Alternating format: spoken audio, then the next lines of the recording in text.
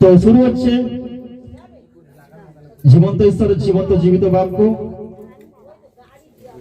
আমরা সম্পাদের মুখে শুনলেই গতকাল আমাদের বরখালিতে সভা ছিল, আসতে আর কথা নয়। তো সেই জায়গায় যে পরিস্থিতি হয়েছিল, গ্রাম উত্তেজিত হয়ে গেছিল, যে কোনো মুহূর্তে মারপিট ভাঙচুর হতে পারত। আর সেই জায়গায় যে বাক্য বলা কত টাফ, যে প্রচারক একমাত্র তিনি জানেন। তার পায়ের তলায় মাটি সরে যায় এরকম অবস্থা। তো সেখানে প্ল্যানে বুদ্ধিতে সুন্দরভাবে পবিত্র আত্মার সাহায্যে বাক্যকে পরিবেশন করতে হয়েছে। আর যে বাক্য শুনে পুরো গ্রাম ঠান্ডা হয়ে যায়। হালেলুয়া। মহান ঈশ্বরকে ধন্যবাদ দিই। তাই যদি আপনারা মন দিয়ে শোনেন, অবশ্যই আমরা হৃদয়ও জড়িয়ে যাবে এই বাক্যের মধ্য দিয়ে। আমেন।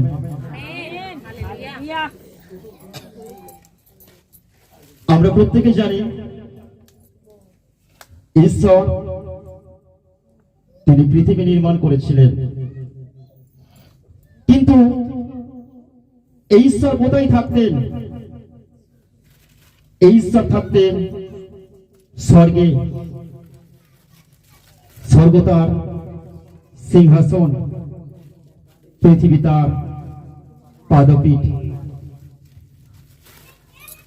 কিন্তু কি এমন পরিস্থিতি ঘটলো? ঈশ্বর জগৎ সৃষ্টি করলেন, ঈশ্বর পৃথিবী সৃষ্টি করলেন। কেন, কি জন্য, কি কারণে? আজকে প্রিয় ভাই বোনেরা, আমরা অনেকেই জানি না, অনেকেই চিনি না ঈশ্বরকে, অনেকেই জানি না যিশুকে।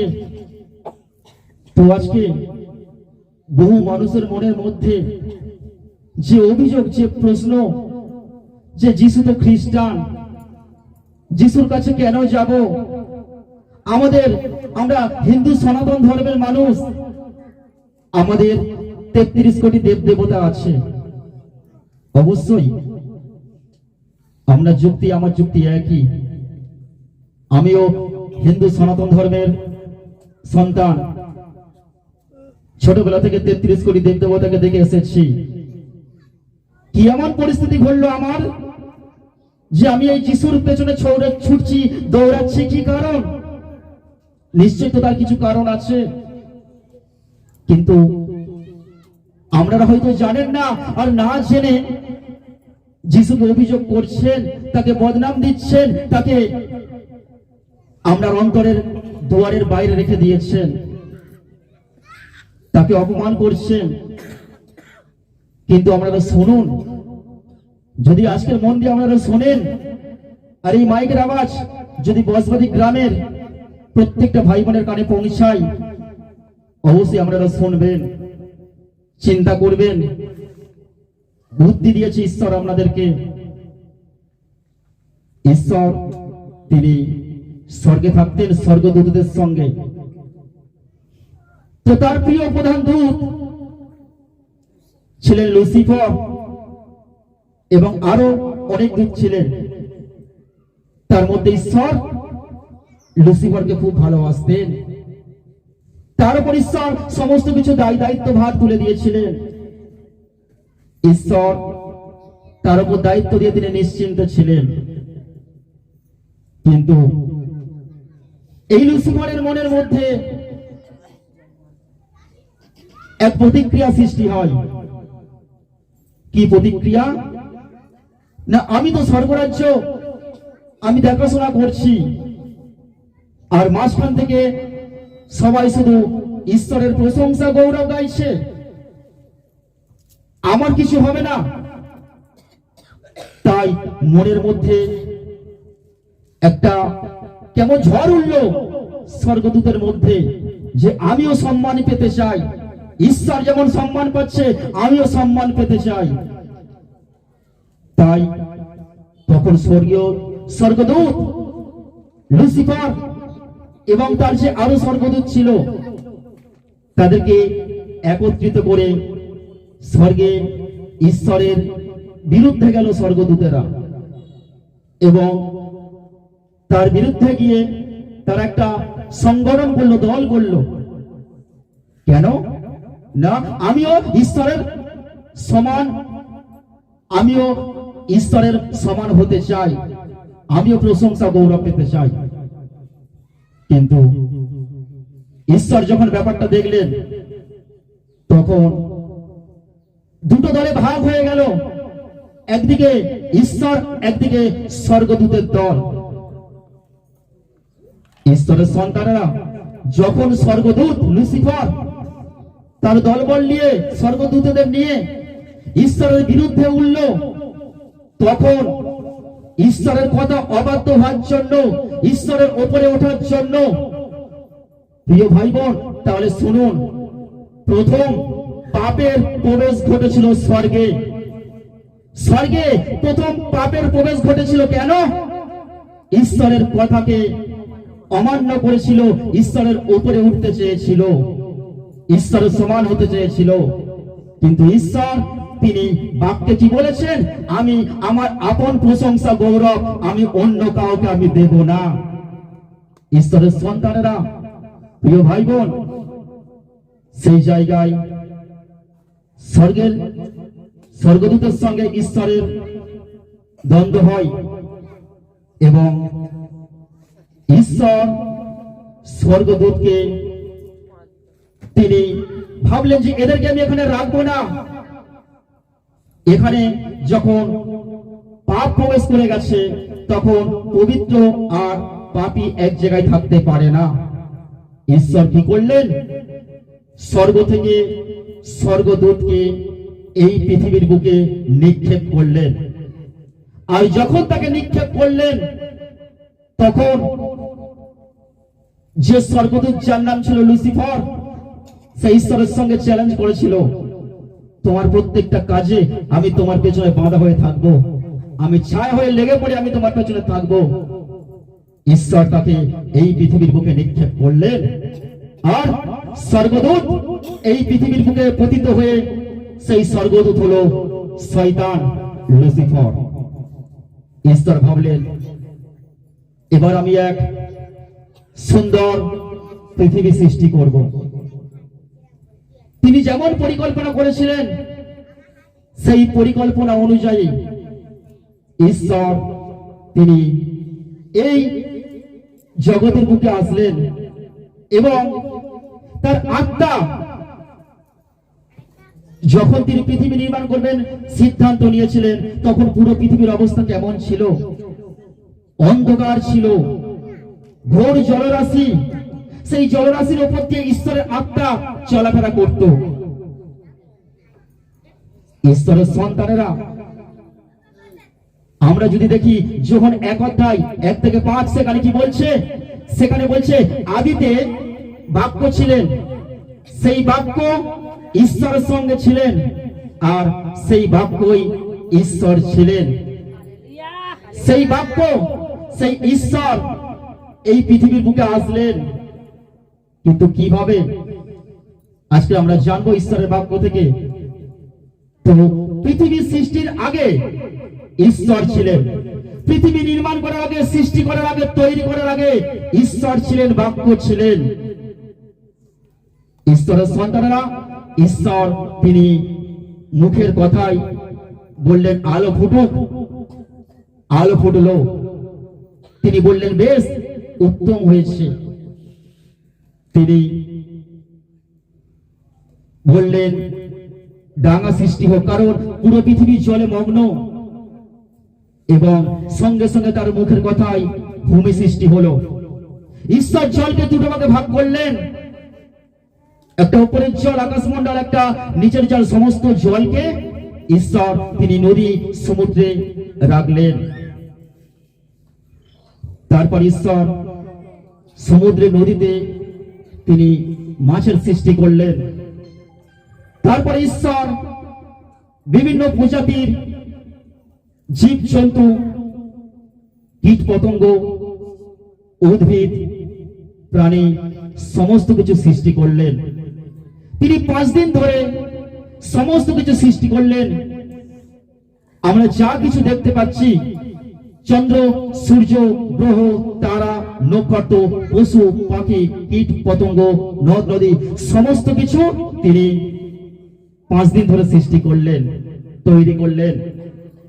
আর ষষ্ঠ দিনে তিনি সিদ্ধান্ত নিলেন, আমি যা কিছু সৃষ্টি করেছি খুব সুন্দর, খুব উত্তম, কিন্তু এগুলো উপভোগ করবে কে? কে দেখবে এগুলো? কে দেখাশোনা করবে? ঈশ্বর তাই ঠিক করলেন, আমি আমার প্রতিমূর্তিতে, আমাদের প্রতিমূর্তিতে আমি মানুষ সৃষ্টি করব।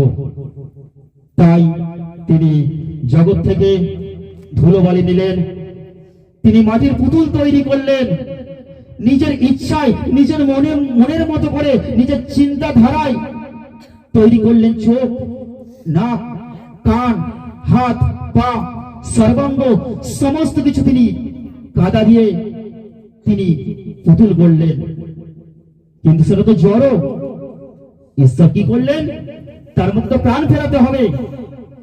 তার মধ্যে ঈশ্বর শ্বাসবায়ুকে প্রবেশ করালেন, শ্বাসবায়ু দিলেন এবং সেই পুতুল জীবিত হলো এবং সেই পুতুল দিয়ে ঈশ্বর মানুষ তৈরি করলেন। আর ঈশ্বর তার নাম দিলেন আদম। পৃথিবীর প্রথম ঈশ্বরের শ্রেষ্ঠ জীব আদম, এবং ঈশ্বর তিনি আদমকে অর্থাৎ আমাদেরকে শ্রেষ্ঠ জীব বলেছেন। কেন? তিনি জীবজন্তু, পশু পাখি যে সৃষ্টি করেছিলেন তার চেয়ে মানুষকে একটা এক্সট্রা পাওয়ার দিয়েছে, এক্সট্রা ক্ষমতা দিয়েছে, যেটা আর অন্য কাউকে দেয়নি। সেটা কি? মানুষকে বুদ্ধি দিয়েছে, বিচার করার ক্ষমতা দিয়েছে, চেতন দিয়েছে, যেটা একটা পশু পাখিকে দেয়নি। তাই তো আমরা বিচার করার ক্ষমতা, বুদ্ধি আমরা পেয়েছি। আমাদের সামনে বাটিতে যদি খাবারে বিষ মিশিয়ে দেওয়া হয় আমরা বুঝতে পারবো, কিন্তু একটা পশু বা জন্তু তারা বুঝতে পারবে না। ঈশ্বর এই এক্সট্রা পাওয়ার ক্ষমতা আমাদের দিলেন, আর তিনি মানুষকে শ্রেষ্ঠ জীব বলে তিনি আখ্যা দিলেন। ঈশ্বর দেখলেন খুব সুন্দর হয়েছে, আমার সমস্ত কিছু সৃষ্টি খুব সুন্দর হয়েছে। সপ্তম দিনকে তিনি আশীর্বাদ করলেন। এবার তিনি মানুষকে সৃষ্টি করলেন। মানুষ কি খাবে? আদম কি খাবে? তার জন্য ঈশ্বর তিনি একটা বাগান তৈরি করলেন, আর বাগানে তিনি সমস্ত রকমের ফলের গাছকে তিনি তৈরি করলেন। আর বাগানের মাঝখানে পূর্ব দিকে আরেকটা ফলের গাছকে তৈরি করলেন। ঈশ্বর আদমকে বললেন, আদম, এই ফল তোমার খাদ্য, সমস্ত ফল তুমি খাবে, কিন্তু পূর্ব দিকে যে ফলের গাছটা আছে ওই ফলটা তুমি খাবে না। ঈশ্বর আদমকে সমস্ত কিছু বুঝিয়ে দিলেন। দেওয়ার পরে ঈশ্বর স্বর্গে চলে গেলেন। আদম নিশ্চিন্তে ঘুরছে, বেড়াচ্ছে, সমস্ত কিছু উপভোগ করছে, এবং ঈশ্বর তিনি আদমকে বললেন, আদম, সমস্ত প্রকার পাখি, পশু, এদের নামকে তুমি নির্ধারণ করবে। তাই আজকের আমরা চোখের সামনে যত পশু পাখি দেখতে পাই তার নামকে কে নির্ধারণ করেছেন? আদম। মানুষ পৃথিবীর প্রথম জীব, আদম তার নামকে রেখেছেন। তো এইভাবে আদম প্রতিদিন ঈশ্বরের সঙ্গে এদেন উদ্যান বাগানে সময় কাটায়, আর ঈশ্বর আবার স্বর্গে ফিরে যায়। কিন্তু একসময় ঈশ্বর উপলব্ধি করতে পারলেন আদম যেন কেমন মন মরা হয়ে যাচ্ছে, আদমের ভালো লাগছে না। কারণ পৃথিবীতে সমস্ত কিছু আছে, ঈশ্বর সমস্ত কিছু সৃষ্টি করেছেন, গাছপালা, পশু পাখি, জীবজন্তু, তাদের সাথে তার গল্প করা যায় না, তাদের সাথে তার কথা বলা যায় না।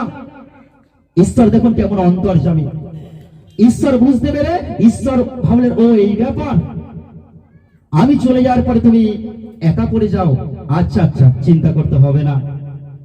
ঈশ্বর আদমকে ঘোর নিদ্রায় পাঠিয়ে দিলেন। ঘুম পাড়িয়ে দিলেন। এবার ঈশ্বর কি করলেন? তার বুকের পাঁজর কাটলেন, তার বুকের পাঁজর কাটলেন, কেটে ঈশ্বর সেই পাঁজর থেকে, সেই হাড় থেকে তিনি তাতে মাংস দিলেন। মাংস দিয়ে এক নারীকে সৃষ্টি করলেন, আর তার নাম রাখা হলো হবা। পৃথিবীর প্রথম ঈশ্বরের শ্রেষ্ঠ জীব নারী তিনি নির্মাণ করলেন পুরুষের হাড় থেকে, তার নাম রাখলেন হবা। তাই নারীকে বলা হয় অর্ধাঙ্গিনী, পুরুষের অর্ধেক। নারী সৃষ্টি হয়েছে পুরুষের হাড় থেকে। ঈশ্বরের সন্তানেরা, এবারে আপনারা লজিক গুলো শুনুন, খুব গুরুত্বপূর্ণ পয়েন্ট শুনে নিন। যখন ঈশ্বর আদমের পাঁজরটা কাটলেন, ঈশ্বর তাকে ঘুম পাড়িয়ে দিলেন, ঘুম পাড়িয়ে তার পাঁজরটা কাটলেন, হাতটা কাটলেন। ঈশ্বরের সন্তানেরা সেই থেকে পৃথিবীর বুকে চালু হয়েছে। যখন কোন পুরুষ নারী যে কেউ, যখন কোন ডক্টর তাকে অপারেশন করতে যায়, তাকে ইনজেকশন দিয়ে তাকে ঘুম পাড়িয়ে দিত, ঘুম পাড়িয়ে দিয়ে তাকে অপারেশন করা হতো। সৃষ্টি করেছেন আমার ঈশ্বর, ঈশ্বর থেকে সৃষ্টি হয়েছে। হালেলুয়া। ডক্টর কোথা থেকে একটা নারীকে, পুরুষকে অপারেশন করছে? আগের দিনে একটা মেয়ে যখন মা হতে যেত, তাকে ইনজেকশন দিয়ে তাকে ঘুম পাড়িয়ে দেওয়া হতো, তাই তো? তারপরে তাকে সিজার করে তাকে বাচ্চাটা তুলে নেওয়া হতো। ডক্টর কোথা থেকে শিখলেন? ঈশ্বর থেকে। কিভাবে শিখলেন? ঈশ্বর বুকের পাঁজর কাটলেন। অর্থাৎ ধরে নিতে পারি ঈশ্বর আদমকে সার্জারি করেছিল। হালেলুয়া। তার বুকের পাঁজর কেটেছিল, কেটে ঈশ্বর সার্জারি করেছিল। সার্জারি করে সেই হাড়ে তিনি মাংস দিয়েছেন, আবার ঈশ্বর ওই জায়গাকে জুড়ে দিয়েছেন। তারপরে ডক্টরটা তাই করে অপারেশন করে ওই জায়গাকে সেলাই করে দেয়। হালেলুয়া। কোথা থেকে সৃষ্টি হলো? সিজার অপারেশন কোথা থেকে সৃষ্টি হলো? স্বয়ং ঈশ্বর থেকে। ঈশ্বরের সন্তানেরা শুনুন, সবকিছু জানতে পারবেন এই বাক্যের মধ্য দিয়ে। তারপরে নারীকে সৃষ্টি করলেন, আর নারীকে সৃষ্টি করে ঈশ্বর আদমকে এবং নারীকে সঙ্গিনী করে ওই এদন বাগানে রাখলেন। তারপরে ঈশ্বর পত্নী এদন বাগানে আসতেন, এসে তাদের সাথে সময় কাটাতেন, আসতে সময় কাটাতেন। আর ঈশ্বর যখন চলে যেতেন, তারা আপন মনে তারা সর্বদা ঈশ্বরের প্রশংসা, ধন্যবাদ, গৌরব করতেন। তাদের জীবন ছিল সুখের জীবন। যে বাগানে রেখেছিল সেই বাগানটার নাম ছিল এদন উদ্যান। এদন কথার অর্থ হলো আনন্দ। এদন কথার অর্থ হলো আনন্দ। অর্থাৎ ঈশ্বর মানুষকে সৃষ্টি করে আনন্দের উদ্যানে রাখলেন, আনন্দের বাগানে রাখলেন। তারপরে তাদের সেই সুখের জীবনে সহ্য হলো না শয়তানের, যাতে ঈশ্বর পৃথিবী থেকে, এই পৃথিবীর বুকে, স্বর্গ থেকে পৃথিবীর বুকে নিক্ষেপ করেছেন। আর এই শয়তান লুসিফার একদিন ঈশ্বরের কাছে চ্যালেঞ্জ করেছিলেন, তোমার সমস্ত কাজে আমি বাধা হয়ে থাকব, তোমার সমস্ত কাজকে আমি লেগে থাকবো তোমার পিছনে। তো তাই করলেন। শয়তান যখন দেখলেন যে ঈশ্বর তো মানুষ সৃষ্টি করেছে তার প্রতিমূর্তিতে, আর এই মানুষের কাছে গিয়ে যদি আমি ঈশ্বরের কাজকে নষ্ট করি, তাই করলেন প্ল্যান করে। লুসিফার কি করলেন? একটা ফল নিলেন, নিয়ে হবাকে বললেন, হবা, নারীকে বোঝাচ্ছে, দেখুন পৃথিবীতে নারী সে যতই শিক্ষিত হোক না কেন, নারী একটুতেই উইক, একটুতেই দুর্বল। কি আমরা মানি তো? নারী একটুতেই উইক, একটুতেই দুর্বল।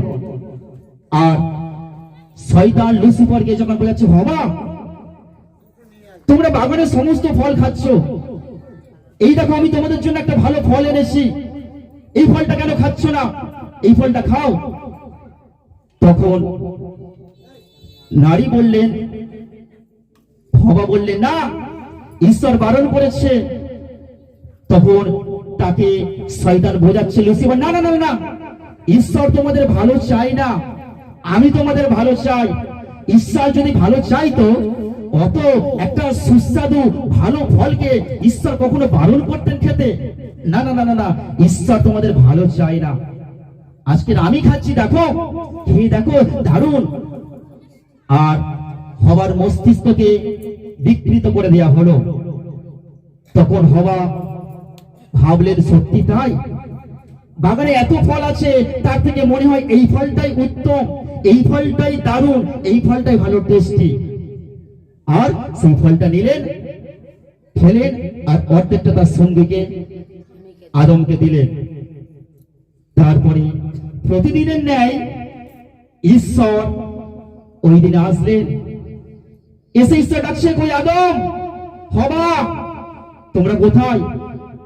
তখন যখন ঈশ্বরের আওয়াজ শুনতে পেলেন, যখন ঈশ্বরের পায়ের আওয়াজ আর মুখের যখন যখন কণ্ঠস্বর শুনতে পেলেন, তখন আদম এবং হওয়া একটি গাছের আড়ালে লুকিয়ে পড়লেন। আর ঈশ্বরের কণ্ঠস্বর শুনে থরথর করে কাঁপতে শুরু করলো।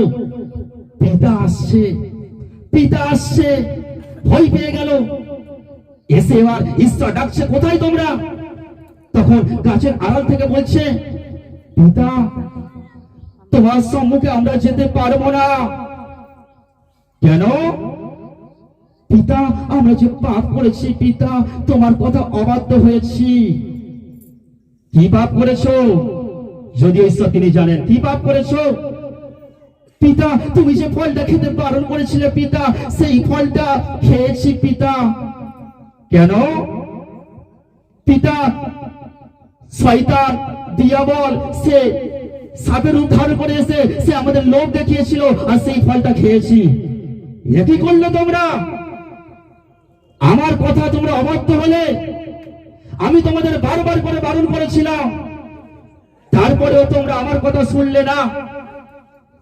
নারী, তুমি পাপ করেছো, তুমি আমার কথা লঙ্ঘন করেছো, তাই এই পাপ করার জন্য তোমাকে শাস্তি পেতে হবে। ঈশ্বরের সন্তানেরা, তাহলে শুনে নিন, প্রথম পাপের প্রবেশ ঘটেছিল স্বর্গে, দ্বিতীয় পাপের প্রবেশ ঘটল পৃথিবীর বুকে। কিভাবে? ঈশ্বরের কথা অবাধ্য হয়ে এবং লোভে, ফলটার লোভে পড়ে যখন সে খেলেন, তখন পৃথিবীর বুকে পাপের প্রবেশ ঘটল। পৃথিবীর বুকে 3 রকম পাপের প্রবেশ ঘটেছিল, আমি 2 রকম বললাম। প্রথম পাপের প্রবেশ ঘটেছিল স্বর্গে, ঈশ্বরের কথা অবাধ্য হওয়ার জন্য, অমান্য করার জন্য। আর পৃথিবীর বুকে পাপের প্রবেশ ঘটলো সেই ফলটা লোভে খাওয়ার জন্য এবং ঈশ্বরের কথা অমান্য করার জন্য। তারপরে যখন তারা পাপ করলেন, তাদের জ্ঞান চক্ষু খুলে গেল, ফলটা খাওয়ার পরে জ্ঞান চক্ষু খুলে গেল, তারা বুঝতে পারলো। তারা শারীরিক সম্পর্ক করলো, শারীরিক সম্পর্ক করার ফলে গর্ভে সন্তান আসলো। আর ঈশ্বর বললেন, হবা, কি করেছো তুমি? আমার কথা লঙ্ঘন করলে, আমার কথা অবাধ্য হলে। তাহলে শুনে না হওয়া, তুমি আমার কথা লঙ্ঘন করার জন্য, আমার কথা অবাধ্য হওয়ার জন্য আমি তোমাকে অভিশাপ দিলাম, তোমার গর্ভ যন্ত্রণা ভোগ করতে হবে। সেই থেকে পৃথিবীর বুকে সমস্ত নারী যখন সন্তান ধারণ করে গর্ভে, তার গর্ভ যন্ত্রণা ভোগ করতে হয়। এটা ঈশ্বরের অভিশাপ। ঈশ্বর নারীকে অভিশাপ দিলেন। তারপরে আদমকে বললেন, আদম, তুমিও তো সমান দোষী। আমার কি দোষ? তুমি যে আমার সঙ্গী করে পাঠিয়েছো, ওই তো আমাকে খাইয়েছে। ঘেঁষাঘেঁষি হচ্ছে, দোষারোপ হচ্ছে, আমার কি দোষ? চোরের সঙ্গে সে চুরি না করলেও যদি তার সঙ্গে থাকে, সেও চোর। আদম, তুমিও একই দোষে দোষী।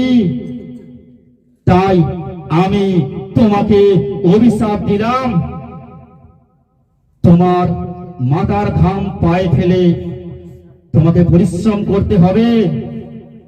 তুমি এই মাটি থেকে এসেছো, এই মাটিতেই মিশে যেতে হবে।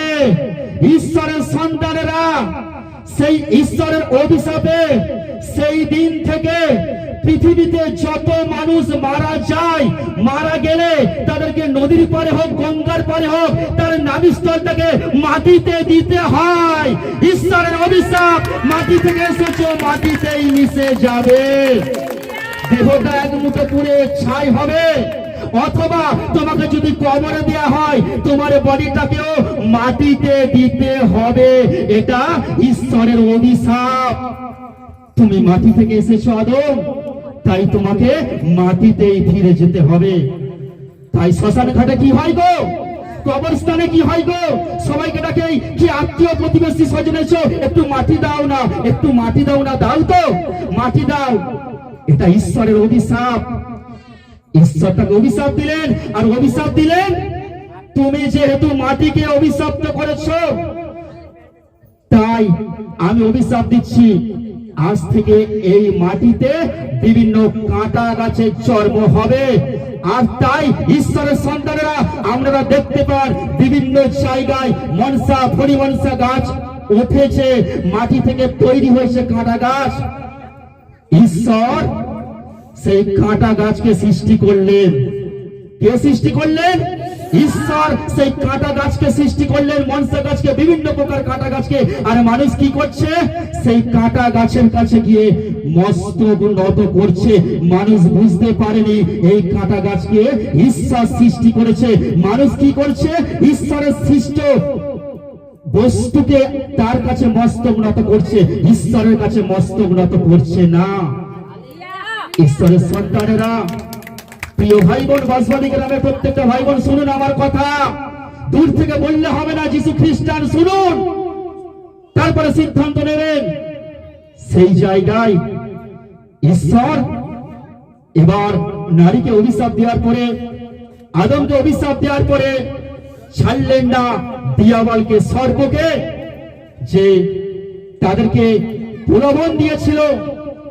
আর ঈশ্বর সর্পকে অভিশাপ দিলেন, আমিও তোমাকে অভিশাপ দিচ্ছি, আজ থেকে তুমি এই মাটি খাবে, এই মাটিতে ভর দিয়ে চলবে।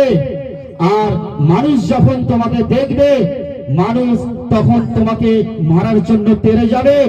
আর তুমি ঈশ্বরকে অভিশাপ দিয়েছিল, ঈশ্বর সাপকে অভিশাপ দিয়েছে, তুমি মানুষের এই গোড়ালিতে ছোবল মারবে।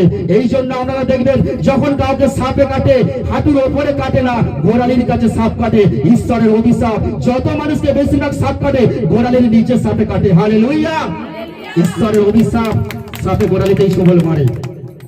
ঈশ্বরের সন্তানেরা, ঈশ্বর তারপরে কি করলেন? এদেন উদ্যান বাগান থেকে আদম হাওয়াকে তাড়িয়ে দিলেন, বের করে দিলেন। অর্থাৎ এদেন উদ্যান, এদেন কথার অর্থ হলো আনন্দ। সেই আনন্দের বাগান থেকে ঈশ্বর তাদেরকে বের করে দিলেন। কষ্টের জীবনে, যন্ত্রণার জীবনে, এই জগতের বুকে ঈশ্বর তাদেরকে ফেলে দিলেন, আনন্দ থেকে সরিয়ে দিলেন। ঈশ্বরের সন্তানেরা, সেই দিন যেদিন ঈশ্বর এদের উদ্যান থেকে, আনন্দ থেকে আমাদেরকে বের করে দিল, আনন্দের বাগান থেকে বের করে দিল, সেই দিনের পর থেকে পৃথিবীর প্রত্যেকটা মানুষের জীবনে নেমে আসলো দুঃখ, ঘোর অন্ধকার, যন্ত্রণা, কষ্ট। সেই জায়গায় তারা পাপ কাজে যুক্ত হয়ে গেল। পৃথিবীর বুকে পাপ বাড়তে শুরু হলো। ক্রমাগত তাদের মধ্য দিয়ে বংশ বৃদ্ধি হতে শুরু করলো, তাদের মধ্য দিয়ে পাপ বাড়তে শুরু করলো। এত হারে পাপ বাড়ছে যে মানুষের জীবন অকালে ধ্বংস হয়ে যাচ্ছে, মানুষের জীবন অকালে নষ্ট হয়ে যাচ্ছে, মানুষ অকালে মৃত্যুবরণ করছে। অল্প বয়সের সন্তানটা দুর্ঘটনা তাদের জীবনে নেমে আসছে। কেউ কেউ ব্যভিচার, কেউ কেউ পরকিয়া, কেউ কেউ নেশা, তারা পাপে যুক্ত হয়ে গেল। আর এইভাবে যখন পৃথিবীর বুকে যখন পাপ বেড়ে চললো, তখন মানুষের মনের মধ্যে চেতন আসলো। মানুষ বুঝতে পারলেন কারণ ঈশ্বর আমাদেরকে চেতন দিয়েছে, বুদ্ধি দিয়েছে, বিচার করার ক্ষমতা দিয়েছে। ঈশ্বরের সন্তানেরা, প্রিয় ভাই বোন, মানুষ তখন ভাবলো এইভাবে চলতে পারে না। যদি এইভাবে চলে তাহলে আমরা মৃত্যুবরণ করব। সেই জায়গায় ঈশ্বর যখন আদমকে সৃষ্টি করেছিলেন, ঈশ্বর যখন হাওয়াকে সৃষ্টি করেছিলেন, তখন পৃথিবীর মানুষেরা, তখন তারা আদম হওয়ার সময় তারা বাঁচত 500, 600, 700 বছর বাঁচত। কিন্তু এই পৃথিবীর বুকে মানুষ এতই পাপ করতে শুরু করেছে, এতই পাপে পরিপূর্ণ হয়ে গেছে। ঈশ্বর কি সিদ্ধান্ত নিলেন? ঈশ্বর সিদ্ধান্ত নিলেন এদেরকে 500, 600, 700 বছর, 900 বছর বাঁচিয়ে রাখা যাবে না। এদেরকে যদি এত বছর বাঁচিয়ে রাখি, তাহলে এরা আরো পাপ করবে, আরো পাপ করবে, আমার গৌরব করবে না। ঈশ্বর তখন সিদ্ধান্ত নিলেন, ঈশ্বর মানুষের আয়ুকে কমিয়ে দিয়ে 120 বছর করে দিলেন। তারপরেও দেখা যাচ্ছে আজকের দিনে মানুষ 120 বছর বাঁচতে পারছে না। বাঁচবে তখনই সে যদি পবিত্রতায়, ধার্মিকতায়, ঈশ্বরের বাক্য অনুযায়ী জীবনযাপন করে, তাহলে কিন্তু সে 120 বছর বাঁচবে। কিন্তু বর্তমান দিনে মানুষের মনের মধ্যে এতই পাপ এসে গেছে, মানুষ এতই পাপ করতে শুরু করেছে যে মানুষ 120 থেকে এখন হাফে চলে এসেছে, 60, 50, 60-এর পরে এই জগৎ ছেড়ে চলে যাচ্ছে। কেন? ঈশ্বরের অভিশাপ তাদের উপর নেমে এসেছে। ঈশ্বর আয়ুকে কমিয়ে দিয়েছে, কারণ আমরা জানি পাপের বেতন হলো মৃত্যু, পাপের বেতন হলো মৃত্যু। তাই সারা পৃথিবীর মানুষ আমরা মৃত্যুর মধ্যে ঝুলেছিলাম, মৃত্যুর মধ্যে ঝুলে আছি। সেই জায়গায় কেউ নেই, কেউ নেই আমাদের পাশে এসে এই মৃত্যুকে বাঁচানোর জন্য। সেই সময় কেউ ছিল না। ঈশ্বরের সন্তানরা ছিল একজন, কিন্তু মানুষ তাকে চিনতে পারেনি, মানুষ তাকে জানতে পারেনি। তো যাই হোক, তারপরে মানুষ এই পাপ থেকে মুক্তি পাওয়ার জন্য মানুষ আজও ছুটে চলেছে দক্ষিণেশ্বর, ছুটে চলেছে তারকেশ্বর, ছুটে চলেছে গয়াকাশী, ছুটে চলেছে তারাপীঠ তীর্থ দর্শনে।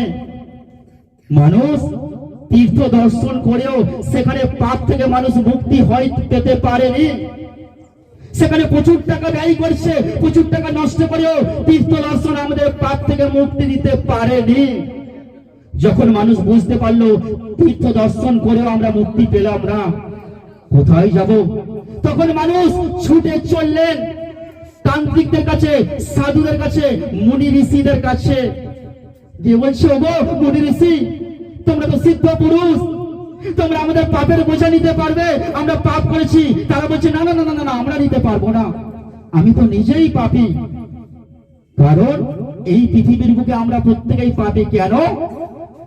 আদম হওয়া যখন ঈশ্বরের কথা লঙ্ঘন করে, যখন তারা জ্ঞান চক্ষু খুলে যায়, যখন তারা পাপ করলো, তার গর্ভে যে সন্তান আসলো, সেই সন্তানটা হলো পাপের মধ্য দিয়ে জন্ম হয়েছিল। আর সেই থেকে পৃথিবীর প্রত্যেকটা সন্তানের জন্ম পাপের মধ্য দিয়ে। তাই আমরা প্রত্যেকেই পাপী, প্রত্যেকেই পাপী। ঈশ্বরের সন্তানেরা সেই জায়গায় মানুষ এই পাপ থেকে মুক্তি পাওয়ার জন্য পাড়ায় পাড়ায় পিচ্ছ সাধন শুরু করলো, পাড়ায় পাড়ায় নাম গান শুরু করলো, পাড়ায় পাড়ায় মানুষ হরিনাম শুরু করছে। কিন্তু এখানেও মানুষ পাপ থেকে মুক্তি পেতে পারেনি, এখানেও মানুষ পাপ থেকে উদ্ধার পেতে পারেনি। তাহলে মানুষ কোথায় যাবে? মানুষ শুরু করলো, ভাবলো যদি দান ধ্যান করি তাহলে পাপ থেকে মুক্তি পাবো। মানুষ দান ধ্যান শুরু করেও সেখানে পাপ থেকে মুক্তি পেতে পারেনি। কেন? আমি রামচন্দ্র সাধুখা, আমি গরিব দুঃখীদের জন্য আমি 10টা কম্বল বিতরণ করলাম, এই আমার ছবি ফেসবুকে পোস্ট করলাম। মানুষ দান করেও পাপ থেকে মুক্তি পেতে পারলো না। দান ধ্যান করা ভালো, কিন্তু দান ধ্যানে কি পাপ থেকে মুক্তি হয়? হয় না। অসহায়দের সাহায্য করা ভালো।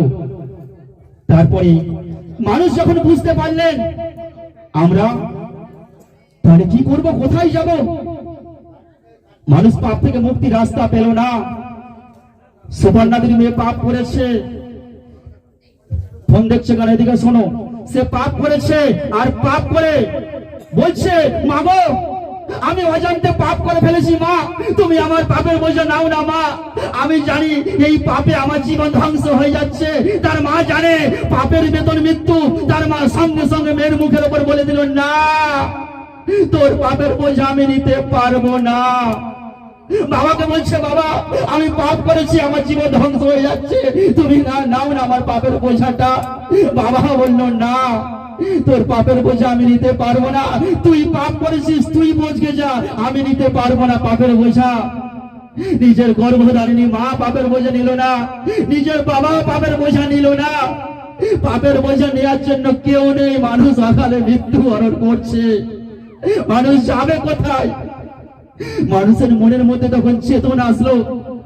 মানুষ বুঝতে পারলেন যিনি আমাদের সৃষ্টি করেছেন সেই জীবন্ত ঈশ্বর, যদি একবার তার কাছে আমরা ফিরে আসি, আর ফিরে এসে যদি আমরা তার কাছে যদি আমরা কাতস্বরে ডাকি, একবার চেষ্টা করেই দেখি না, মানুষ তখন ঈশ্বরের কাছে ফিরে এসে আবার ঈশ্বরের কাছে প্রার্থনা করলেন, পিতা গো, আমরা তোমার এক পাপী সন্তান পিতা, আমরা তোমার বিরুদ্ধে পাপ করেছি পিতা, আমরা তোমার কথা লঙ্ঘন করেছি পিতা।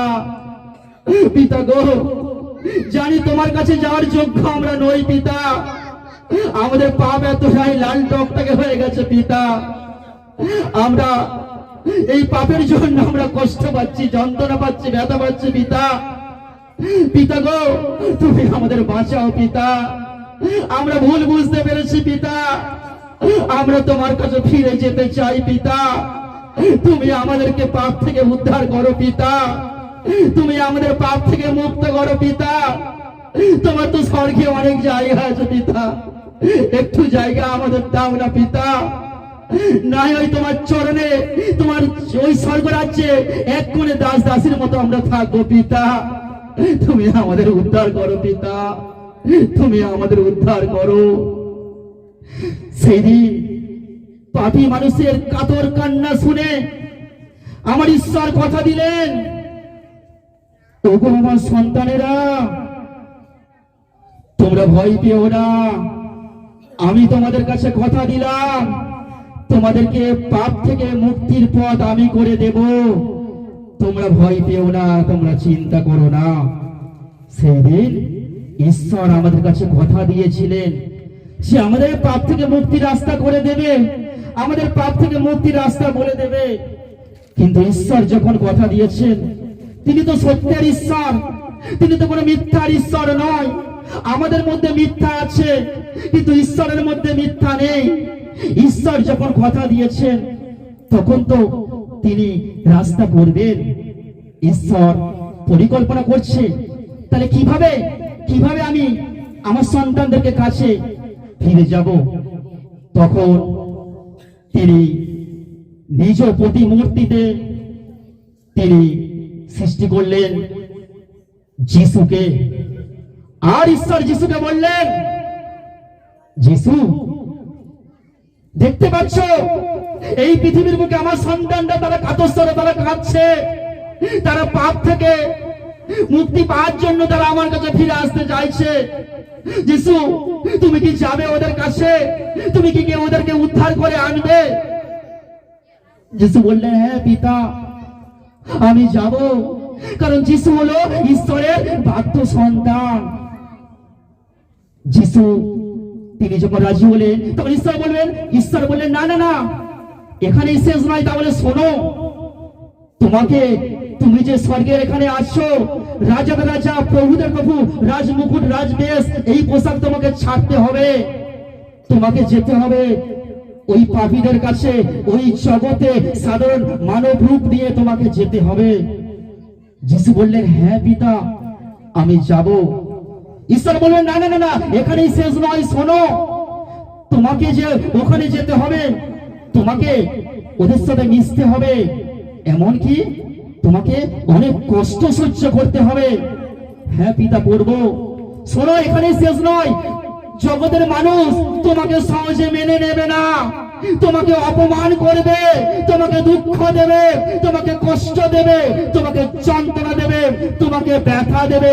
ঈশ্বরের সন্তানেরা ঠিক তাই আজকের দিনেও আমরা যারা যিশুর আরাধনা করি, যিশুর নামের জন্য আমাদের লোক দুঃখ দেয়, কষ্ট দেয়, যন্ত্রণা দেয়, ব্যথা দেয়, আঘাত করে। ঈশ্বর বললেন, যিশু তুমি যাবে? হ্যাঁ যাব। না না না, এখানেই শেষ নয়, শোনো, এমন কি তোমাকে মৃত্যুবরণও করতে হবে, ওরা তোমাকে ক্রুশে হত্যা করবে,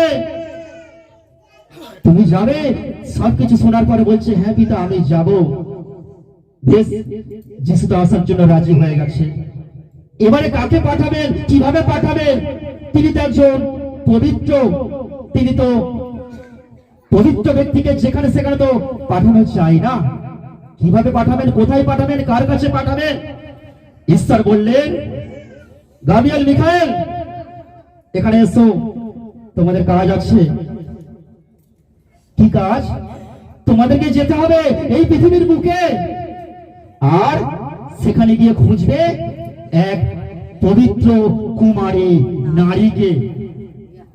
যাও, তার সন্ধান আমার কাছে নিয়ে এসো, সন্ধান খোঁজ নিয়ে এসো, কোথায় আছে পবিত্র কুমারী নারী। ঈশ্বরের কথা পালন করতে স্বর্গদূত এই পৃথিবীর বুকে আসলেন, আর স্বর্গদূত আপন মনে চারদিকে খুঁজে বেড়াচ্ছে, কোথায় পাওয়া যায় পবিত্র কুমারী নারী, কোথায় পাওয়া যায় পবিত্র কুমারী নারী। অবশেষে সন্ধান পেলেন বেথলেহেম শহরে এক পবিত্র কুমারী নারী, যার নাম ছিল মরিয়ম। সন্ধ্যার সময় ঈশ্বরের আরাধনা করছিল, ঈশ্বর তোমায় পেতে চাই, ঈশ্বর তোমায় পেতে চাই, ঈশ্বর তোমায় ভালোবাসি, তোমায় পেতে চাই। যখন স্বর্গদূতের কণ্ঠে আওয়াজ ভেসে আসলো, আর স্বর্গদূত তার দরজায় উপস্থিত হলো, তার গৃহে উপস্থিত হলো। যখন দুই স্বর্গদূত যখন তার দরজায় গৃহে উপস্থিত হলো, সেই সময় মরিয়ম ভয় পেয়ে গেল, ঠিক না উল্লো ভয় পেয়ে গেল। আর স্বর্গদূত বলছে, মরিয়ম ভয় করো না, ঈশ্বর তোমাকে অনেক অনেক আশীর্বাদ করেছেন, তুমি গর্ভবতী হবে, তোমার গর্ভে এক পুত্র সন্তানের জন্ম হবে। এ কি করে সম্ভব? আমি তো কুমারী, আমার তো এখনো বিয়েই হয়নি। মরিয়ম, ঈশ্বরের কাছে কোনো কিছুই অসম্ভব নেই। ঈশ্বরের পবিত্র আত্মার শক্তি ছায়া তোমার উপর নেমে আসবে, আর সেই পবিত্র আত্মার শক্তিতে তুমি গর্ভবতী হবে, আর তোমার গর্ভে এক পুত্র সন্তানের জন্ম হবে, তুমি তার নাম রাখবে যিশু। প্রণাম করলেন মরিয়ম স্বর্গদূতকে। তবে তাই হোক। স্বর্গদূত চলে গেলেন ঈশ্বরের কাছে খবর দিতে, আর এদিকে মরিয়ম আনন্দের খবর পেয়ে যখন স্বর্গদূতের মুখে শুনলেন যে তার গর্ভে ঈশ্বর তার পরিকল্পিত তিনি এই পৃথিবীর বুকে আসতে চাইছেন, আসতে, তখন বাক্য ভালো লাগছে না, তখন সেই জায়গায় মরিয়ম ছুটতে ছুটতে পিস্তত বোন ইলিজাবেথের কাছে গেলেন। আর সেই সময় ইলিজাবেথ ঈশ্বরের আশীর্বাদে সেও গর্ভবতী। তখন তিনি বৃদ্ধা, তার গর্ভে সন্তান। আজকের দিনে অনেক দিদি ভাইরা বোনেরা যারা মা হতে পারেনি, তারা ভেঙে পড়ছে, তারা কষ্ট পাচ্ছে, তারা যন্ত্রণা পাচ্ছে, তারা ব্যথা পাচ্ছে, অবশেষে তারা ঈশ্বরের কাছ থেকে তারা সরে যাচ্ছে, বিশ্বাস ভরসা রাখতে পারেনি। আর ইলিজাবেথকে দেখো, যখন সে বৃদ্ধা, যখন তার বয়স হয়ে গেছে, যখন তার পিরিয়ডস বন্ধ হয়ে গেছে, যখন ডক্টর বললেন আর কিছু করার নেই, যখন সন্তান হওয়ার মতো ক্ষমতা নেই, যখন সমস্ত কিছু হাতের বাইরে চলে গেছে, সেই জায়গায় সকরিও তার নিজের স্ত্রীর জন্য ঈশ্বরের কাছে প্রার্থনা করেছিলেন। আর সেখানে স্বর্গদূতের মধ্য দিয়ে ঈশ্বর এলিজাবেথকে আশীর্বাদ করেছিলেন। বৃদ্ধা বয়সেও তিনি মা হয়েছিলেন। সেই জায়গায় এবারে মরিয়ম ছুটতে ছুটতে যখন এলিজাবেথের কাছে গিয়ে বলছে, এলিজাবেথ, এলিজাবেথ বোন বোন, আমিও আমিও মা হব, ঈশ্বর আমাকে আশীর্বাদ করেছেন, স্বর্গদূত এসে আমাকে জানিয়েছেন। তখন তখন এলিজাবেথ বললেন, মরিয়ম, নারীদের মধ্যে তুমি ধন্যা, নারীদের মধ্যে তুমি ধন্যা। যখন এলিজাবেথ এই কথাটা বললেন, নারীদের মধ্যে তুমি ধন্যা, তখন তখন এলিজাবেথের গর্ভের 6 মাসের সন্তান ছিল, আনন্দে নেচে উঠেছে সন্তান। Hallelujah, hallelujah. ঈশ্বরের সন্তানেরা, আজকের দিনে যখন আপনার গর্ভে সন্তান আসে, তখন আপনি অন্য কোনো দিদি ভাইয়ের কাছ থেকে, বোনের কাছে জিজ্ঞাসা করেন, এই আমি মা হতে চলেছি, আমার গর্ভে সন্তান এসেছে, এই বলো না, সন্তান কমাস থেকে তার অনুভব সে বুঝতে পারা যায়। কেউ বলে 5 মাস, কেউ বলে 6 মাস, কেউ বলে 7 মাস। তারা অন্য কোনো দিদি ভাইয়ের কাছ থেকে জিজ্ঞাসা করে গর্ভের সন্তান কখন নড়াচড়া করে। ঈশ্বরের সন্তানেরা কারোর কাছে জিজ্ঞাসা করার দরকার নেই। বাইবেল খুলে দেখবেন, সেখানে বলছে গর্ভের সন্তান 6 মাসে নড়ে ওঠে। হালেলুয়া। সার্চ করে দেখুন, গুগলে, ইন্টারনেটে জিজ্ঞাসা করুন গাইনো ডক্টরের কাছে, গর্ভের সন্তান 6 মাসে নড়ে ওঠে। কারোর কাছে জিজ্ঞাসা করার দরকার নেই, বাইবেল পড়ুন, সমস্ত প্রশ্নের উত্তর পেয়ে যাবেন। হালেলুয়া। তাই তার গর্ভের সন্তান 6 মাসে আনন্দ করলো। এই জন্য ঈশ্বরের সন্তানেরা, যখন আপনার গর্ভে সন্তান আসবে, যখন আপনার গর্ভে সন্তান আসবে, যখন গর্ভবতী হবে, তখন বিছানায় শুয়ে টিভি না দেখে, রিমোট চেঞ্জ না করে প্রভুর কাছে আসবেন। যখন প্রভুর গান বা আরাধনা শুনবেন, গর্ভে আপনার সন্তান নাচবে, নাচবে, নাচবে। Hallelujah, hallelujah. ঈশ্বরের সন্তানেরা, মরিয়ম জগতের আর 5টা নারীর যেভাবে সন্তান হয়, সেইভাবে তার গর্ভ ধীরে ধীরে বাড়তে লাগলো। একদিন ঈশ্বরের পরিকল্পনা মতো নির্দিষ্ট সময়ে জিউদিয়ার বেথলেহেমে যখন লোক গণনা হচ্ছে, তখন তারাও সেখানে নাম লিখতে গিয়েছিল। আর সেই সময় মরিয়মের গর্ভ যন্ত্রণা উঠেছিল। তখন লোক নাম লেখানোর জন্য ব্যস্ত। আর মরিয়মকে রাখবে কোথায়? অবশেষে জায়গা হলো বেথলেহেমের একটি গোয়াল ঘরে। গোয়াল ঘরে তার জায়গা হলো। সেই জায়গায় ঈশ্বর তার পরিকল্পনা মতো তার পুত্র যিশুকে এই পৃথিবীর বুকে নীরবে তিনি পাঠিয়েছিলেন। সেই দিন যিশু যখন বেথলেহেমের গোয়াল ঘরে জন্ম হয়েছিল, তখন কিন্তু বেথলেহেমের আকাশ বাতাস কিন্তু নীরব ছিল না। এই আনন্দের খবরটা দেওয়ার জন্য ঈশ্বর স্বর্গ থেকে দূত পাঠালেন আর বললেন, যাও স্বর্গদূত, এই খবরটা সবার কাছে প্রচার করো। আর সেই দিন বেথলেহেমের গোয়াল ঘরে যেখানে প্রভু যিশুর জন্ম হয়েছিল, স্বর্গের দূত এসে সুখবরটা জানাবেন কাদের কাছে? রাখাল বালকদের কাছে। কারণ বেথলেহেমে সেই সময় ভেড়া যারা পালন করত, প্রচুর চুরি হতো, আর তারা রাতে পাহারা দিচ্ছিল। আর সেই সময় স্বর্গের দূত এসে বলছে, ওগো রাখাল বালকেরা, আজ তোমাদের জন্য এক মহা আনন্দের খবর আছে। কি খবর বলো না, আমরা শুনতে চাই। বলো বলো বলো, কি খবর বলো না, আমরা শুনতে চাই। তোমরা শুনবে? হ্যাঁ হ্যাঁ, আমরা শুনতে চাই। বলো না, বলো না, কি খবর, আমরা শুনবো। শোনো, আজ দাউদের নগরে তোমাদের জন্য এক মুক্তিদাতা, ত্রাণকর্তা, উদ্ধারকর্তা জন্ম হয়েছে। তিনি খ্রিস্ট প্রভু। তাই যাও যাও যাও, রাখাল বালকেরা যাও, তোমরা দেখে এসো। কিন্তু তোমরা কিভাবে বুঝবে? শোনো, ঈশ্বর যে চিহ্ন দিয়েছেন, সেই চিহ্ন আমি তোমাদের বলে দিচ্ছি। সেই চিহ্নটাকে দেখবে, তাহলেই বুঝতে পারবে। হ্যাঁ বলো, হ্যাঁ বলুন, কি চিহ্ন? সেখানে গিয়ে দেখবে, যাব পাত্রে কাপড়ে জড়ানো এক শিশু শুয়ে আছে যাব পাত্রে। এই বলে তারা বেথলেহেমের আকাশে আনন্দ করছে, আলো আলোকিত করে স্বর্গদূতেরা। আর রাখাল বালকরা বলছে, এই চল চল চল, তাহলে আমরা দেখে আসি, চল চল বলে যখন বেথলেহেমের গোয়াল ঘরে ঢুকলেন, সত্যি তাই তো, স্বর্গদূত বললেন, ওই তো চারপাত্রে কাপড়ে জড়ানো একটা শিশু শুয়ে আছে। হ্যাঁ, এটাই তো। তাই তো তারা দেখলেন, তারা খুব আনন্দিত হলেন এবং আনন্দের খবরটা তারা সমস্ত জায়গায় তারা প্রচার করলেন। Hallelujah, hallelujah. ঈশ্বরের সন্তানরা, ঈশ্বর তার একমাত্র পুত্রকে তিনি এই পৃথিবীর বুকে তিনি পাঠিয়েছিলেন। যিশু তিনি বেথলেহেমের গোয়াল ঘরে কেন জন্ম নিয়েছিলেন? তিনি একটা কোটিপতির ঘরে জন্ম নিতে পারত, তিনি একটা লাখপতির ঘরে জন্ম নিতে পারত, কিন্তু সেখানে জন্ম না নিয়ে কেন বেথলেহেমের গোয়াল ঘরে জন্ম নিলেন? তাহলে শুনুন, গোয়াল ঘরটা হলো একটা, আমরা জানি, একটা নোংরা জায়গা, একটা দুর্গন্ধের জায়গা, যেখানে মশা মাছি উড়ে ভমা করে। সেখানে এতই দুর্গন্ধ, যখন আমরা প্রবেশ করি আমরা মুখে রুমাল দিয়ে আমরা প্রবেশ করি।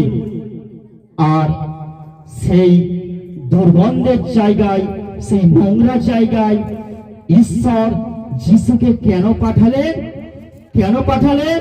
ঈশ্বর যিশুকে পাঠালেন এই কারণে, যিশু ওই জায়গায় জন্ম নিয়েছে। তার আসল অর্থ, তার আসল ব্যাখ্যা হলো, আমাদের এই জায়গায় যে পাপ জমে গেছে, এই জায়গাটা যে নোংরাই পরিপূর্ণ হয়ে গেছে, এই জায়গাটা যে খারাপ হয়ে গেছে, এই জায়গায় যিশু আসতে চাইছে। ওই জন্য ঈশ্বর বোঝাতে চাইলেন, যিশুকে পাঠানো হয়েছে নোংরা জায়গায়। নোংরা জায়গায় যিশু এসেছে, মানে যিশু এখানে আসতে চাইছে। এই জন্য বাক্য বলছে, দেখো আমি তোমার দুয়ারে দাঁড়িয়ে আছি, যে দুয়ার খুলবে আমি তার দুয়ারে প্রবেশ করব, তার সঙ্গে ভোজন করব। যিশু বেথলেহেমের গোয়াল ঘরে থাকতে চায়নি, যিশু আসতে চাই এই জায়গা, কারণ এইটা নোংরা দুর্গন্ধ, আর নোংরা দুর্গন্ধকে নেয়ার জন্য যিশু ওখানে জন্ম নিয়েছে, মানে যিশু এখানে আসতে চাইছে। এই জায়গাটা যদি আমরা ক্লিন করি, এই জায়গাটা যদি আমরা পবিত্র করি, এই জায়গাটা আমরা যদি যা কিছু খারাপ আছে যদি সরিয়ে দিই, যিশু এখানে আসবে। Hallelujah, hallelujah. যিশু এই জায়গাটা আসতে চাইছে। ঈশ্বরের সন্তানরা, আজকের আমরা তাকে চিনতে পারি না, আজকে আমরা তাকে জানতে পারি না, আজকে তাকে আমরা বুঝতে পারি না। আমরা তাকে অনেক কষ্ট দিই, অনেক আঘাত করি।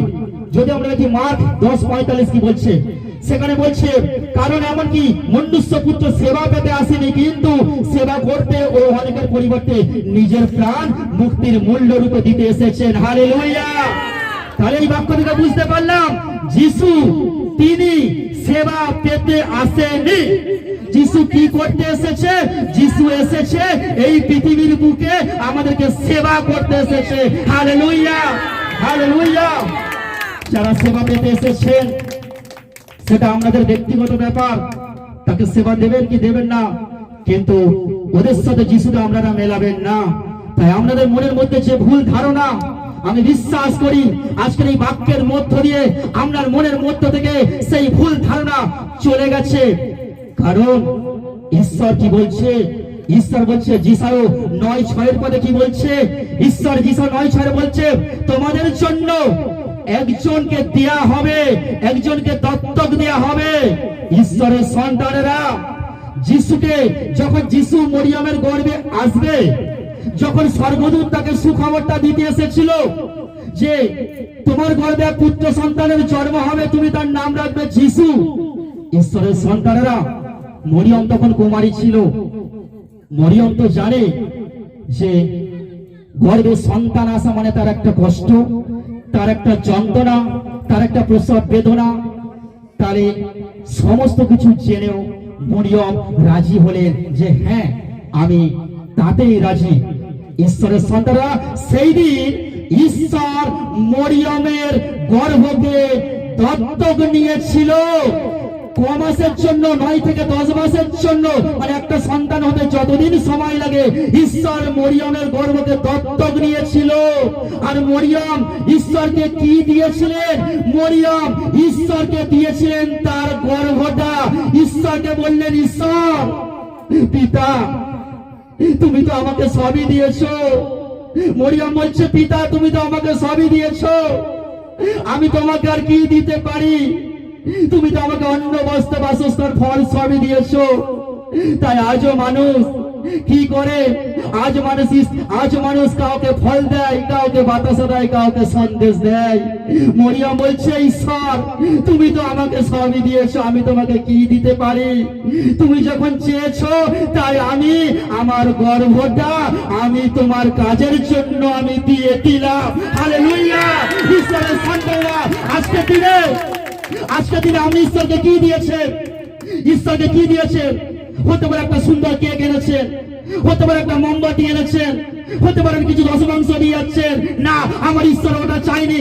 আমার ঈশ্বর চাই মরিয়ম যেমন তার কাজের জন্য তার গর্ভকে ঈশ্বরকে দিয়েছিল, আজকের ঈশ্বর চাই আমরা আমাদের দেহটা যেন ঈশ্বরকে দিই, অন্য কিছু নয়। হালেলুয়া!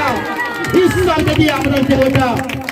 কিন্তু আমরা আমাদের দেহটা ঈশ্বরকে না দিয়ে আমরা কাকে দিচ্ছি? বিড়িকে দিচ্ছি, সিগারেটকে দিচ্ছি, মদকে দিচ্ছি, ব্যভিচারকে দিচ্ছি, পরকীয়াকে দিচ্ছি, বিভিন্ন নেশার মধ্যে আমরা আমাদের দেহকে দিচ্ছি। এই জন্য ঈশ্বর বলে, তুমি কি জানো না তোমার দেহ পবিত্র আত্মার মন্দির? এই মন্দিরকে যে নষ্ট করে আমিও তাকে ধ্বংস করি। ঈশ্বর আমার দেহ চাই, অন্য কিছু চাই না। হালেলুয়া! ঈশ্বর মরিয়মের গর্ভ চেয়েছিল, অন্য কিছু চাইনি। হালেলুয়া! তাই ঈশ্বরের সন্তানরা আজকে এই জায়গায় বসে আপনি সিদ্ধান্ত নিন আর বলুন, ঈশ্বর আমি আমার দেহকে তোমার কাজের জন্য আমি আজ থেকে উৎসর্গ করলাম। হালেলুয়া! যখন আপনি আপনার দেহকে ঈশ্বরের কাজের জন্য উৎসর্গ করবেন, ঈশ্বরের পরিকল্পনা, ঈশ্বরের মিরাকেল, ঈশ্বরের আশীর্বাদের, ঈশ্বরের ডেলিভারের সমস্ত কিছু আপনার জীবনে নেমে আসবে। হালেলুয়া! আপনার জীবনে শান্তি নেমে আসবে, আপনার জীবনে সুখ নেমে আসবে, আপনার জীবনে ঈশ্বরের প্রেম নেমে আসবে, আপনার জীবনে ঈশ্বরের সমস্ত পরিকল্পনা নেমে আসবে। হালেলুয়া! ঈশ্বরের সন্তানেরা, তাহলে এই বাক্য শোনার পরে কোথাও কি মনে হলো যিশু খ্রিস্টান? তাহলে শুনে নিন, আমরা হচ্ছে অভিযোগ যিশু নামের পরে কি লেখা আছে? যিশু খ্রিস্ট, নট খ্রিস্টান। তাহলে শুনে নিন, যিশুর যে নামটা এটাও ঈশ্বর পরিকল্পনা করে পাঠিয়েছিলেন, স্বর্গদূতের মধ্য দিয়ে পাঠিয়েছিলেন। আর মরিয়মকে বলেছিল, মরিয়ম তোমার গর্ভে পুত্র সন্তানের জন্ম হবে, তুমি তার নাম রাখবে যিশু। যিশুর নাম আমি দিইনি, আপনি দেননি, অন্য কোন জ্যোতিষবিদ্যা তান্ত্রিক কেউ দেয়নি, কোন পুরোহিত মশাই খড়ি পেতে তার নাম দেয়নি। যিশুর নাম কে দিয়েছিল? স্বয়ং ঈশ্বর দিয়েছিল। কার মধ্য দিয়েছিল? স্বর্গদূতের মধ্য দিয়ে পাঠিয়েছিল মরিয়মের কাছে। হালেলুয়া! তাহলে আমরা জানতে পারলাম যিশুর নামটা কোন খ্রিস্টান দেয়নি। আমাদের যে অভিযোগ যিশু খ্রিস্টান, যিশু খ্রিস্টান, যিশুর নাম কি খ্রিস্টান দিয়েছিল? তাহলে কে দিয়েছে? যিশুর নামটা দিয়েছেন ঈশ্বর। তাহলে একটা পয়েন্ট আমরা পেয়ে গেলাম, যিশুর নাম ঈশ্বর দিলেন। এবার দ্বিতীয় পয়েন্ট, আমাদের অভিযোগ যিশু খ্রিস্টান আমরা বলে থাকি। তাহলে শুনে নিন, যিশুর নামের পরে লেখা আছে যিশু খ্রিস্ট। কোথা থেকে আসলো? এটা কি উড়ে এসে জুড়ে বসলো খ্রিস্টটা? না, শুনে নিন, যখন যিশুর বেথলেহেমের গোয়াল ঘরে জন্ম হয়েছে, সেই সময় ঈশ্বর রাখাল বালক স্বর্গের দূতকে বলে পাঠিয়েছিল, যাও আজকের জগতের মানুষের কাছে সুখবরটা দিয়েছো। আর স্বর্গের দূত এসে বললেন, ওগো রাখাল বালকেরা, আজ তোমাদের জন্য এক সুখবর আছে, আনন্দের খবর আছে। কি খবর? আজ দাউদের জন্য, তোমাদের জন্য, এই পৃথিবীর জন্য, প্রত্যেকটা মানুষের জন্য। সেখানে তোমাদের বলতে কি শুধু খ্রিস্টানদের বোঝানো হচ্ছে? তাহলে আপনারা বলছেন যিশু খ্রিস্টান, আপনারা আগে জানুন। তোমাদের বলতে কি মুসলমানদের কথা বলা হচ্ছে? তোমাদের বলতে কি শুধু হিন্দুদের কথা বলা হচ্ছে? না, সেখানে বলা হয়েছে, স্বর্গদূত বলছে, রাখাল বালকেরা, আজ তোমাদের জন্য একজনকে এই পৃথিবীর বুকে এসেছেন, তিনি হলেন খ্রিস্ট। খ্রিস্ট। আর এই খ্রিস্ট কথার অর্থ হলো অভিষিক্ত। ঈশ্বর তাকে অভিষিক্ত করেছেন। যিশুর নামের পরে ঈশ্বর স্বর্গ থেকে তিনি যিশু নামটাও ঠিক করে পাঠিয়েছেন, আর স্বর্গ থেকে তিনি অভিষিক্ত করলেন, খ্রিস্ট অভিষিক্ত করে যিশুর নামের পরে যিশু খ্রিস্ট অভিষিক্ত করে তাকে পৃথিবীর বুকে পাঠালেন। হালেলুয়া। তাহলে কোথায় যিশুর নামের পরে আমরা যে বলছি যিশু খ্রিস্টান, যিশু খ্রিস্টান, যিশু খ্রিস্টান, কোথায় দেখান শাস্ত্রে কোথায় আছে যিশু খ্রিস্টান?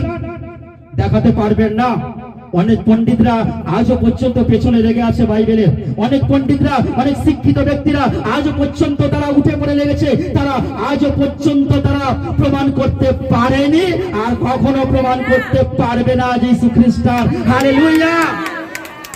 কারণ যারা যিশুকে অনুসরণ করে তাদেরকে বলা হয় খ্রিস্ট বিশ্বাসী। হালেলুয়া।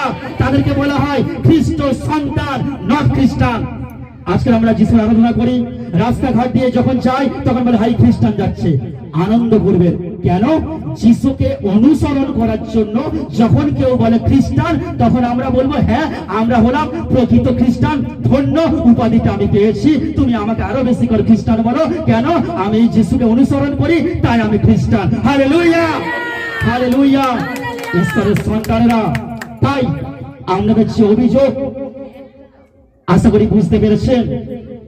যদি আপনি রামের কাহিনী জানতে চান তাহলে আপনাকে রামায়ণ খুলতে হবে। যদি আপনি পাণ্ডব কৌরবের কাহিনী জানতে চান তাহলে আপনাকে মহাভারত খুলতে হবে। যদি আপনি ভগবানের কথা জানতে চান গীতা খুলতে হবে। যদি আপনি বাবর আকবরের কথা জানতে চান ইতিহাস খুলতে হবে। যদি আপনি নদ নদীর কথা জানতে চান আপনাকে ভূগোল খুলতে হবে। আর ঈশ্বরের কথা জানতে গেলে আপনাকে বাইবেল খুলতে হবে। হালেলুয়া। যতক্ষণ আপনি বাইবেল না খুলবেন ততক্ষণ পর্যন্ত আপনি ঈশ্বর সম্পর্কে জানতে পারবেন না। আর বাইবেল খোলা মানে এই নয় যে আমরা ধর্ম পরিবর্তন হয়ে গেল। বাইবেল পড়া মানে এই নয় আপনি খ্রিস্টান হয়ে গেলেন।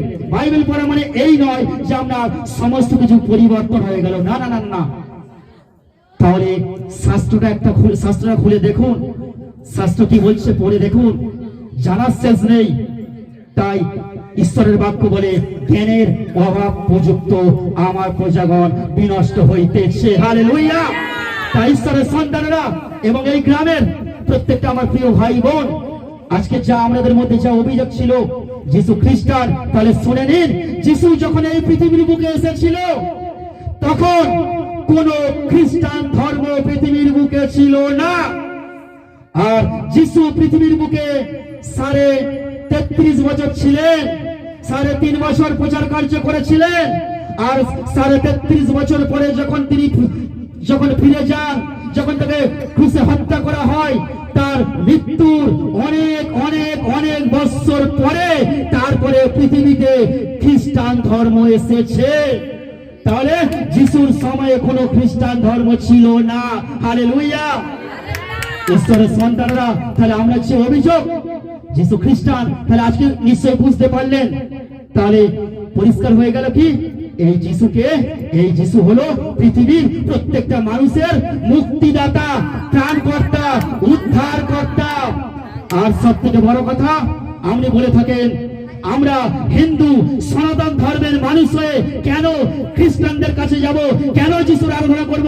হ্যাঁ প্রিয় ভাই বোন, আমিও হিন্দু সনাতন ধর্মের মানুষ, আপনিও হিন্দু সনাতন ধর্মের মানুষ। তাহলে রেফারেন্স দেখে নিন, যিশায় 9:6 পদে সেখানে কি বলছে?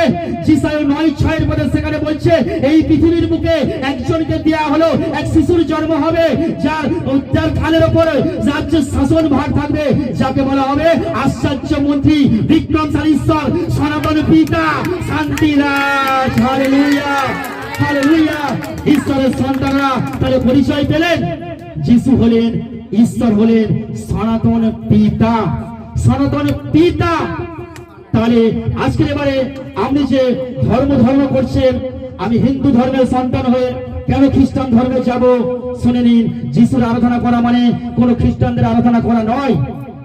ঈশ্বরের সন্তানেরা, খ্রিস্টানরাই প্রথম মাহাত্ম্য বুঝতে পেরেছিল, তখন হিন্দুরা হয়তো ঘুমিয়েছিল, হিন্দুরা বুঝতে পারেনি। তাই খ্রিস্টানরা যখন বুঝতে পারলো এই যিশুকে যদি অনুসরণ করি তিনি আমাদের পাপের বোঝা নেবে, তিনি আমাদের মুক্ত করবেন, তিনি পরে আমাদের স্বর্গে নিয়ে যেতে, তাই তারা একটা গৃহ নির্মাণ করলেন আর তারা নাম দিলেন চার্চ। তারা গৃহ নির্মাণ করলেন, তারা একত্রিত হয়ে সেখানে গিয়ে আরাধনা শুরু করলেন। আর এই থেকে সমস্ত পৃথিবী আঙুল তুলতে শুরু করলো। ও খ্রিস্টানরা যিশুর প্রার্থনা করে মানে যিশু খ্রিস্টানদের জন্য, না না না না, তারা প্রথম মাহাত্ম্য বুঝতে পেরেছিল।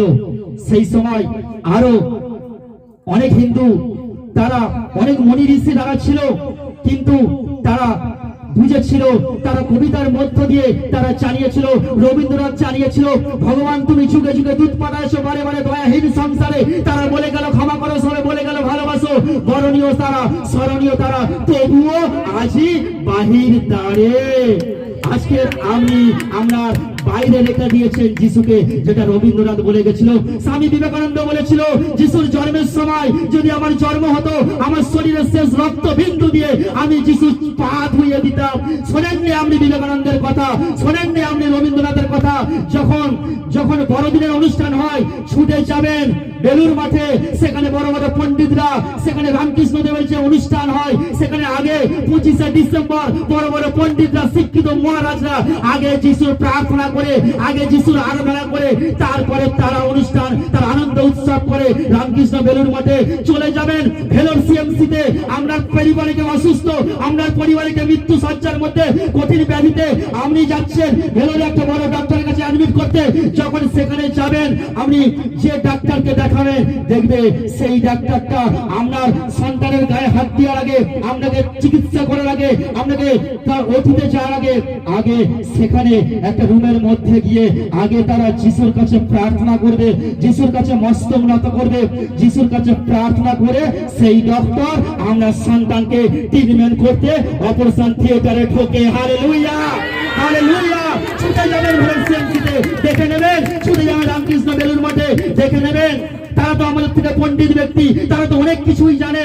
আর সেই দিন যিশুর যখন জন্ম হয়েছিল, সেই দিন ছুটে এসেছিল পাশ্চাত্য দেশ থেকে বড় বড় পণ্ডিতরা ছুটে গেছিল যিশুকে দেখার জন্য। তাহলে তারা কি মূর্খ ছিল? পণ্ডিতরা কি মূর্খ ছিল? আমরা দু পাতা পড়ে আমরা সব জেনে গেছি, সব বুঝে গেছি, আমরা আঙুল তুলছি যিশু খ্রিস্টান। তাহলে যখন পণ্ডিতরা দেখতে এসেছিল, পণ্ডিতদেরকে পথ অনুসরণ করেছিল ঈশ্বর, স্বর্গ থেকে তারা পাঠিয়েছিল। আর পণ্ডিতরা যখন চলছিল, তারা তখন নিয়ে যাচ্ছে, তারা বলছে এসো, চিন্তা নেই পণ্ডিতরা, এসো, তোমরা যখন জানতে পেরেছো, বুঝতে পেরেছো, আমি তোমাদের সাহায্য করব। পণ্ডিতরা বুঝতে পেরেছিল, ঈশ্বর সাহায্য করেছে, তারা দেখিয়ে পথ নিয়ে গেছে। আপনি জ্ঞানী, আপনি পণ্ডিত, তাই বুঝতে পারছেন না। আপনি যখন যিশুকে বুঝতে পারবেন, ঈশ্বর আপনাকে পথ দেখাবে, ঈশ্বর আপনাকে সাহায্য করবে। Hallelujah, hallelujah. আজকের দিনে আপনি এখনো বুঝতে পারছেন না কেন? আপনি এখনো বিভিন্ন নেশার মধ্যে ডুবে আছেন, আপনি এখনো নেশার ঘরে আছেন, আপনি এখনো জগতের মধ্যে পড়ে আছেন। তাই এই যিশু সত্য পরিচয় চিনতে চাচ্ছেন না, জানতে চাচ্ছেন না, বুঝতে চাচ্ছেন না। আজকে যিশুর পথে এসেছি আমি 6 বছর।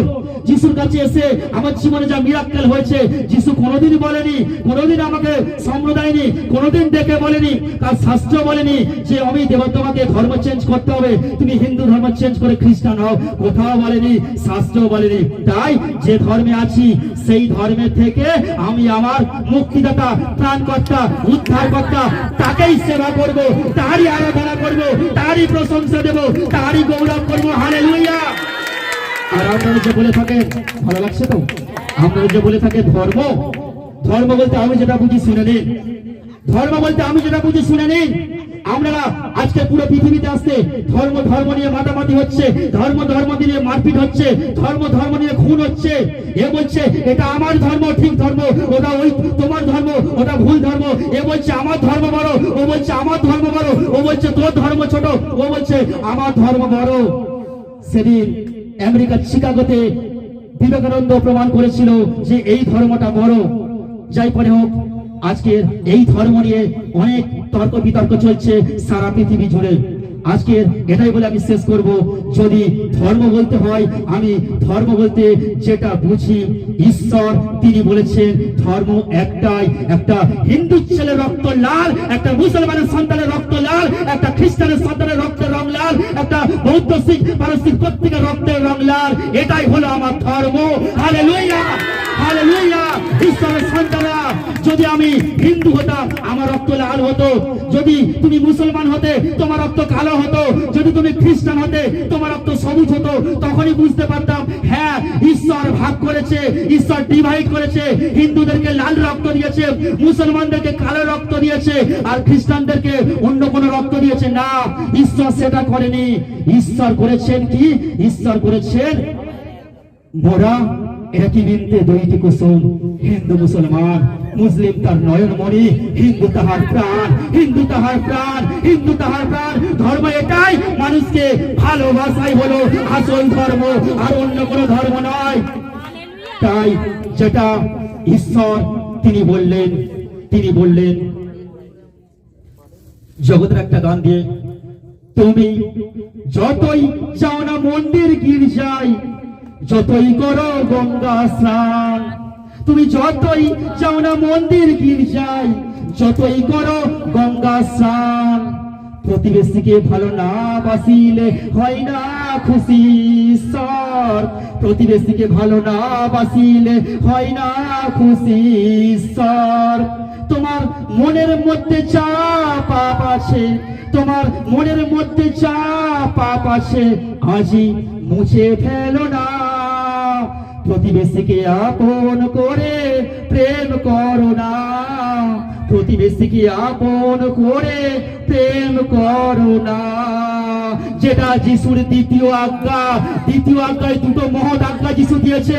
পুরো শাস্ত্রের মধ্যে দুটোই আজ্ঞা। মেন আজ্ঞা, প্রথম আজ্ঞা, তুমি তোমার সমস্ত মন প্রাণ অন্তর দিয়ে ঈশ্বরকে প্রেম করো। আর দ্বিতীয় আজ্ঞা, নিজেকে যেমন ভালোবাসো প্রতিবেশীকে ভালোবাসো। এটাই হলো সব থেকে বড় ধর্ম। হালেলুয়া। আর অন্য কোনো ধর্ম নেই, অন্য কোনো ধর্ম নেই। আমরা নই খ্রিস্টান, আমরা নই হিন্দু, আমরা নই মুসলমান। হতে পারে আজকের দিনে যদি সুবর্ণাদির মেয়ের ব্লাড প্রয়োজন হয়, যখন ব্লাড ব্যাংকে গিয়ে খোঁজ করবে, এদিকে তার মেয়ে ক্রিটিক্যাল কন্ডিশন, ডক্টর বলছে 5 ঘন্টার মধ্যে ব্লাড জোগাড় করতে হবে। সুবর্ণাদি ছুটে যাচ্ছে ব্লাড ব্যাংকে মানিকতলায়, সেখানে গিয়ে বলছে এই গ্রুপের ব্লাড আছে। হ্যাঁ, যখন ব্লাড পেল সঙ্গে সঙ্গে মরি বাঁচি হয়ে ব্লাডটা নিয়ে ছুটে আসছে। চিন্তা করে দেখেছে এই ব্লাডটা কোনো হিন্দুর ব্লাড কিনা, কোনো মুসলমানের ব্লাড কিনা, কোনো খ্রিস্টানের ব্লাড কিনা না। তখন একটাই উদ্দেশ্য, আমার মেয়েকে বাঁচাতে হবে। তাহলে তোমার মেয়ের শরীরে তো মুসলমানের ব্লাড ঢুকলো, তাহলে তোমার মেয়ে কি মুসলমান হয়ে গেল না? ঈশ্বরের সন্তানেরা, তাই যারা যিশুকে ভুল বুঝে আছেন তাহলে শুনে নিন, আর ভুল বুঝবেন না, আর ভুল বুঝবেন না। আমাদের একটাই ধর্ম, কি? মানুষকে ভালোবাসো। যেটা ঈশ্বর বলছে, তিনি মানুষকে যোগ করতে এসেছেন। তিনি বলছে মানুষকে ভালোবাসো, ভাই ভাইকে ভালোবাসো, একে অপরকে ভালোবাসো। তাই ঈশ্বরের সন্তানরা, আমাদের আজকের এই বাক্যের মধ্য দিয়ে জানতে পারলাম আমাদের কারোর কোনো ধর্ম নেই, একটাই ধর্ম, মানুষকে প্রেম করা। তাহলে দ্বিতীয় আজ্ঞাটা আমরা পালন করব। Hallelujah, hallelujah, hallelujah. তাই প্রিয় ভাই বোন, আজকে আপনারা শুনলেন এই যিশুর কথা, শুনলেন এই ঈশ্বরের কথা, আর শোনার পরে নিশ্চয়ই আমাদের মনের মধ্যে যে ভুল ধারণাটা ছিল, সেই ভুল ধারণাটা আজকে চলে গেছে। তাহলে প্রিয় ভাই বোন, এই বসবাদী গ্রামের ভাই বোনেরা, আপনারা আসুন না, আমরা প্রত্যেকে এক হয়ে, আমরা একই মন, একই প্রাণ, একই অন্তর, একই আত্মায় হাতে হাত মিলিয়ে একসাথে আমরা ঈশ্বরের সন্তান প্রভু যিশুর জন্মদিন অনুষ্ঠানে, যেমন আমরা সন্তানের জন্মদিন যখন পালন করেন তখন বাড়িতে আনন্দ উৎসব করেন। তাই আসুন না, আমাদের কোনো রং নেই, বর্ণ নেই, ধর্ম নেই, আমরা একসাথে আমরা তার আরাধনায় মেতে যাই।